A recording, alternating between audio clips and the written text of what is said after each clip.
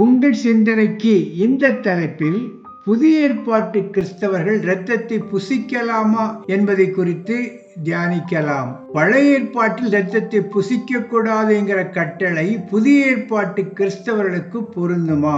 பேதருக்கு கர்த்தர் கொடுத்த வெளிப்படுத்தல் என்பது கர்த்தர் பரிசுத்தமாக எண்ணின காரியங்களை தீட்டாக எண்ண வேண்டாம் என்பது. அதன்படி பார்க்கும் பொழுது நாம் எந்த உணவையும் தீட்டுள்ளது தீட்டு இல்லாதது என்று கழிக்க வேண்டிய ஒதுக்கிவிட வேண்டிய அவசியம் இல்லை. எல்லா பொருட்களையும் நாம் சாப்பிடலாம் என்பது பேதருக்கு கர்த்தர் கொடுத்த வெளிப்படுத்தல். அதே வேளையில் எருசலேம் சபையார் மூப்பர்கள் கூடி புறையினத்து கிறிஸ்தவ சபைக்கு கொடுத்த அறிவுரை என்னவென்றால், ஒரு 4 அறிவுரைகளை அவளுக்கு கொடுத்தார்கள். அதில் முக்கியமான அறிவுரை என்னவென்றால், இரத்தத்திற்கு விலகி இருக்க வேண்டும் என்பதுதான். இந்த எருசலேம் சபையார் புறையின சபைகளுக்கு கொடுத்த அந்த அறிவுரையும் பேதருக்கு கர்த்தர் கொடுத்த அந்த அறிவுரையும் கட்டளையும் ஒன்றுக்கொன்று வித்தியாசமானதாக காணப்பட முடியுமா? அடுத்ததாக பவுலடிகளுக்கு கர்த்தர் கொடுத்த தரிசனம் என்பது விக்கிரகங்களுக்கு படைக்கப்பட்ட உணவை சாப்பிடக்கூடாது என்கிற காரியத்தை குறித்து 1 கொரிந்தியர் 8 அதிகாரத்தில்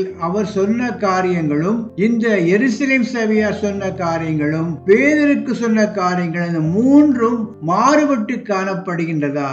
இந்த 3ஐயும் இந்த பதிவில் சற்று விவரமாக பார்க்கலாம். எந்த அடிப்படையில் இரத்தத்தை புசிப்பது தவறு என்று நாம் கருத வேண்டும்? அது மாத்திரமல்ல, நாம் திருவிருந்து எடுக்கும் பொழுது நாம் அருந்துகின்ற அந்த அப்பமும் பானம் பண்ணுகிற அந்த திராட்சரசமும் உண்மையாகவே கர்த்தருடைய இரத்தமாக சரீரமாக பாவித்து அதனுடைய அடிப்படையில் நாம் இரத்தத்தை சாப்பிடுவது சரி என்று சொல்லலாமா? இது போன்ற பல கேள்விகளுக்கு இந்த காணொளியில் நீங்கள் பதிலை பெற்றுக் கொள்ளலாம். காணொளியை தொடர்ந்து கேளுங்கள். கர்த்தர் உங்களை ஆசீர்வதிப்பாராக. ஆமென்.